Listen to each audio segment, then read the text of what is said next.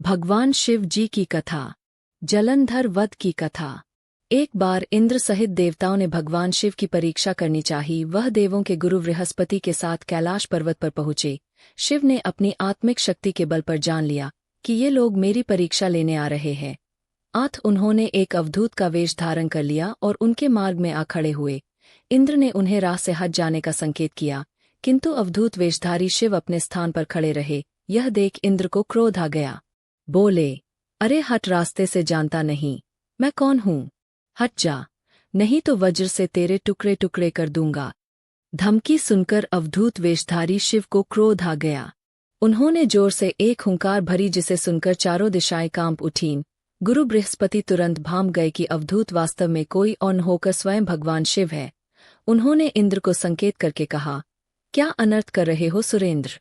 तुम भगवान शिव को नहीं पहचान रहे हो? ये तो साक्षात भगवान शिव है। इंद्र को अपनी भूल का ज्ञान हुआ। वह तुरंत भगवान शिव के चरणों में गिरकर क्षमा याचना करने लगा। क्षमा करे भगवन, मुझसे पहचानने में भूल हो गई। गुरु बृहस्पति ने कहा, हाँ प्रभु, देवेंद्र को क्षमा कर दीजिए। ये आपको पहचान नहीं पाए थे, अनजाने में ही इन्होंने आपको अपशब्द कह दिए, क्षमा कीजिए। गुरु बृहस्पति के अनुनय विनय करने पर शिव ने इंद्र को क्षमा कर दिया। इस घटना के कुछ दिनों बाद एक विलक्षण चमत्कार हुआ। समुद्र तट पर गंगा सागर के किनारे एक बालक रेत में पड़ा रुदन कर रहा था। उसके गले से इतना प्रलयंकारी रुदन फूट रहा था कि उससे चारों दिशाएं कांपने लगीं। देव, दानव, दैत्य सब घबरा गए। वायु थमसी गई। घबराए हुए देवता इंद्र सहित पितामह ब्रह्मा के पास पहुंचे और उनसे कहा, पितामह, सागर संगम पर एक अद्भुत बालक रेत में पड़ा रो रहा है। वह इतनी जोर जोर से रुदन कर रहा है कि देवों में भय छा गया है। कृपया चलकर इस संकट को दूर कीजिए। पितामह ब्रह्मा इंद्रादि देवताओं के साथ सागर संगम पहुंचे। पितामह के पहुंचते ही सागर अपने स्थान से निकला। उसने इंद्र सहित पितामह की वंदना की। ब्रह्मा ने सागर से पूछा, जल में रेत पर पड़ा यह बालक कौन है? इसके रुदन को सुनकर समस्त संसार त्रस्त हो रहा है। सागर ने कहा, मैं नहीं जानता भगवन। एक दिन एक विलक्षण तेज लहरों में आ गया था, उसी से इस बालक की उत्पत्ति हुई है। यह कहकर सागर ने बालक को गोद में उठाया और ब्रह्मा की गोद में दे दिया। ब्रह्मा की गोद में आते ही बालक ने रोना बंद कर दिया और कुछ ही देर में अचानक बालक की बाहें आगे बढ़ी। उसकी दोनों बाहों ने ब्रह्मा का गला पकड़ लिया। यह देख अन्य देवता स्तंभित हो उठे। ब्रह्मा ने अपना गला छुड़ाने का प्रयास किया, किंतु बालक के हाथों की पकड़ और मजबूत हो गई। फिर अचानक बालक ने उनका गला छोड़ दिया और मुस्कुराने लगा। ब्रह्मा अपना गला सहलाते हुए बोले, इस बालक का नाम क्या है सागर? सागर बोला, अभी इसका नामकरण नहीं हुआ है। पितामह, आप ही इसका कोई नाम रख दीजिए। ब्रह्मा बोले, इसका नाम जलंधर रखता हूँ। आज से यह तुम्हारा ही पुत्र कहा जाएगा। बच्चे का नामकरण करके सागर के हाथों में सौंपकर पितामह सहित सब देवता अपने अपने धाम लौट गए। बालक कुछ बड़ा हुआ तो पितामह की आज्ञा से आचार्य शुक्र ने उसे शिक्षा देनी आरंभ कर दी। देखते ही देखते बालक युवक बन गया। शुक्राचार्य ने उसे दैत्यों का सम्राट बना दिया और कालनेमी नामक एक असुर की वृंदा नामक कन्या से उसका विवाह कर दिया। जलंधर महाबलवान सिद्ध हुआ।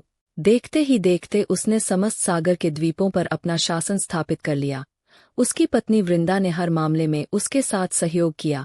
वृंदा एक सती स्त्री थी। उसे ब्रह्मा का वरदान मिला हुआ था कि जब तक उसका सतीत्व कायम रहेगा, सुर देवदानव कोई भी उसके पति का बाल भी बाका नहीं कर पाएगा। एक दिन आचार्य शुक्र जलंधर की राजसभा में पधारे। जलंधर ने आचार्य की चरण वंदना की और उन्हें ऊंचे आसन पर बैठाकर पूछा, आचार्य, हमारे यहाँ एक राहु नामक वीर है। मैं जानना चाहता हूँ कि उसका सिर क्यों कटा हुआ है। आचार्य शुक्र ने कहा, दैत्यराज, राहु का सिर भगवान विष्णु ने अपने सुदर्शन चक्र से काट दिया था। जलंधर बोला, मगर क्यों आचार्य? राहु ने ऐसा क्या कसूर कर दिया था? उत्तर में शुक्राचार्य ने उसे सागर मंथन की समस्त कथा सुनाकर कहा, उसका अपराध यह था कि उसने देवताओं की पंक्ति में बैठकर धोखे से अमृत पान कर लिया था।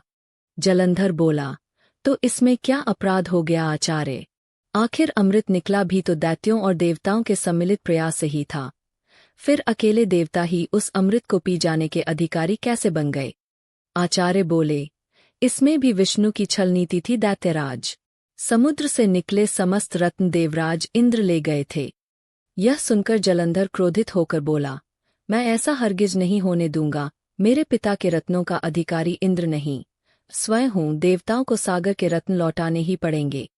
उसके बाद शुक्राचार्य तो वापस अपने स्थान पर चले गए और जलंधर ने घसमर नामक दैत्य को बुलाकर इंद्रपुरी रवाना कर दिया ताकि वह इंद्र को यह संदेश दे आए कि सागर मंथन से प्राप्त सारे रत्नों को उसे सौंप दे। घसमर इंद्रपुरी पहुंचा। उसने इंद्र से कहा, देवराज, मैं दैत्यराज जलंधर का एक संदेश लेकर उपस्थित हुआ हूँ। दैत्यराज ने कहा है कि सागर मंथन के दौरान उसके पिता के जो रत्न आपने हथिया लिए थे उन्हें तुरंत लौटा दे। इंद्र ने आश्चर्य से कहा, रत्न? कैसे रत्न? दैत्यराज से कहना कि वह रत्न तो देवों के परिश्रम के फल थे। सेवक बोला, लेकिन परिश्रम तो देव और दानव दोनों ने ही किया था। फिर रत्न अकेले देवों के कैसे हो गए? सीधी तरह रत्नों को लौटा दो वरना इसका परिणाम बड़ा भयंकर होगा। यह सुनकर इंद्र क्रोधित होकर बोला, तुम्हारा इतना साहस, मेरी पुरी में ही मुझे धमकाते हो? ठहरो पापी, मैं अभी तुम्हें इसका मजा चखता हूँ। यह कहकर इंद्र ने अपना वज्र निकाल लिया, लेकिन तभी आचार्य बृहस्पति ने उसे रोक दिया और उसे समझाते हुए बोले, क्रोध में मत आओ सुराज, यह दूत है और दूत अवध्य होता है, इसे जाने दो। घसमर वापस जलंधर के पास पहुंचा और इंद्र द्वारा दिया गया उत्तर उसे कह सुनाया। सुनकर जलंधर आग बबूला हो उठाओ। उसने तुरंत चारों दिशाओं में स्थित दैत्यों के पास संदेश भिजवा दिया कि वे तुरंत इंद्रपुरी पर आक्रमण कर दें। साथ ही अपने सेनापतियों शुभ और निशुंभ के साथ इंद्रलोक पर चढ़ाई कर दी। शीघ्र ही दैत्यों की सेना इंद्र के नंदन वन में जा पहुंची और सैनिकों ने देवताओं का विध्वंस करना आरंभ कर दिए। दैत्यों के दल अमरावती को नष्ट भ्रष्ट करने में लग गए। दोनों पक्षों के वीरों की लाशें जमीन पर गिरने लगी। आचार्य बृहस्पति देवों की ओर से और शुक्राचार्य दैत्यों की ओर से घायल और मृत वीरों का उपचार करने लगे और वे पुनः जीवित होकर युद्ध करने लगते। युद्ध चलता रहा, लेकिन किसी भी पक्ष को विजय नहीं मिल पा रही थी। इस पर जलंधर क्रोधित होकर शुक्राचार्य के पास पहुंचकर बोला, गुरुदेव, संजीवनी विद्या तो सिर्फ आप ही जानते हैं, फिर ये देवता मरकर जीवित कैसे हो रहे हैं? शुक्राचार्य बोले, दैत्यराज, संजीवनी बूटी का उपयोग करना आचार्य बृहस्पति भी जानते हैं। उन्होंने कई देवता इसी काम पर लगा रखे हैं कि वे द्रोणागिरी से संजीवनी बूटी लाते रहें। यदि किसी तरह देवताओं द्वारा द्रोणागिरी से बूटी लाना रोक दिया जाए तो आचार्य बृहस्पति देवों को पुनः जीवित न कर पाएंगे। जलंधर बोला, लेकिन हमें इस तरह से तो अपनी सेना का एक बड़ा हिस्सा द्रोणागिरी पर्वत की ओर ले जाना पड़ेगा और यहाँ तो भयंकर गति से युद्ध चल रहा है। शुक्राचार्य बोले, तो फिर क्यों न द्रोणागिरी पर्वत को ही सागर में डुबो दिया जाए? न रहेगा बांस, न बजेगी बांसुरी। शुक्राचार्य की बात सुनकर जलंधर अमरावती छोड़कर द्रोणागिरी पर्वत पर जा पहुंचा और अपने मंत्रबिद्ध बाणों से उसे समुद्र में डुबो दिया। इससे देवताओं को संजीवनी बूटी मिलनी बंद होने लगी। देवताओं में घबराहट फैल गई। इंद्र घबराता हुआ आचार्य बृहस्पति के पास पहुंचा और बोला, हमारे वीर बड़ी संख्या में हताहत हो रहे हैं। आचार्य, अब क्या होगा? इस तरह तो समस्त देवताओं का विनाश हो जाएगा। आचार्य बृहस्पति बोले, मेरी सलाह मानो देवेंद्र, यह युद्ध तुरंत बंद कर दो और अपनी सेना सहित भागकर जान बचा लो। जलंधर भगवान शिव के तेज से पैदा हुआ है, उसमें भगवान शिव का अपार बल है। तुम अपनी जान बचाओ, बाद में कोई न कोई उपाय जलंधर को मारने का निकल ही आएगा। आचार्य बृहस्पति की सलाह मानकर देवता युद्ध छोड़कर भाग निकले और मेरु पर्वत की कंदराओं में जा छिपे। शुंभ निशुंभ सहित दैत्यों की सेना ने उनका पीछा किया, किंतु देवता पहाड़ की गुफाओं में पहुंचकर अदृश्य हो गए। थक-हार कर दैत्यों की सेना वापस लौट पड़ी। जलंधर ने सारी अमरावती को लूट लिया और स्वयं इंद्र के सिंहासन पर बैठ गया। इंद्र मेरु पर्वत की कंदराओं से निकला और अपने साथियों के साथ भगवान विष्णु के पास पहुंचा। उसने भगवान विष्णु से प्रार्थना की, रक्षा कीजिए प्रभु, जलंधर ने समस्त अमरावती तबाह कर दी है, हजारों देवता मारे गए हैं, स्वयं मैं भी मुश्किल से जान बचाकर यहाँ तक आया हूँ। विष्णु ने इंद्र को आश्वासन देते हुए कहा, घबराओ मत सुराज, मैं स्वयं तुम्हारी सहायता को चलता हूँ। जलंधर अब ज्यादा दिनों तक नहीं बच सकेगा। फिर विष्णु अमरावती जा पहुँचे। विष्णु के वहां पहुँचते ही देवताओं में नवीन स्फूर्ति का संचार होने लगा। वे शत्रु सेना पर प्रहार करने लगे। जलंधर बड़े प्रबल वेग से विष्णु के सम्मुख आ डटा। विष्णु जिस भी अस्त्र शस्त्र का उस पर प्रयोग करते, जलंधर उन्हें तुरंत निष्फल कर देता। आखिर में विष्णु ने हार मान ली। बोला, तुम वाकई वीर हो जलंधर, मेरे इतने अस्त्रों को भी तुमने निष्फल कर दिया, अब यह युद्ध बंद कर दो। जलंधर बोला, यह युद्ध अब एक ही शर्त पर बंद हो सकता है, देव, यदि आप मेरी बहन लक्ष्मी सहित मेरे द्वीपों पर मेरा आतिथ्य स्वीकार करें। विष्णु ने जलंधर की शर्त स्वीकार कर ली। जलंधर के आदेश पर युद्ध बंद हो गया। भगवान विष्णु लक्ष्मी सहित सागर द्वीपों पर पहुंचे। जलंधर अमरावती की सारी संपदा को अपनी राजधानी ले आया और बड़े प्रेम से भगवान विष्णु की आतिथ्य सेवा करने लगा। एक दिन देवर्षि नारद उनकी सभा में पधारे। जलंधर ने उनका स्वागत सत्कार किया। नारद जी बोले, दैत्यराज, इस समय समस्त ऐश्वर्य तुम्हें उपलब्ध है, किंतु एक चीज की कमी है। जलंधर बोला, कमी? किस चीज की कमी है देवर्षि? सब कुछ तो मेरे पास मौजूद है।